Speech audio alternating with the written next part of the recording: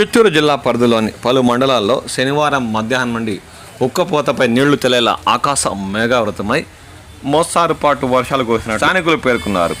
కొద్ది రోజులుగా ఉక్కపోతతో అల్లాడుతున్న ప్రజలు కాస్త దీంతో సేద తీరినట్టయిందని వారు అంటున్నారు. ఇక నెల్లూరు, తిరుపతి జిల్లా పరిసర ప్రాంతాల్లోని పలు మండలాల్లో కూడా ఈదురుగాలతో కూడిన మోస్తారుపాటు వర్షాలు కురిసినట్లు స్థానికులు పేర్కొన్నారు.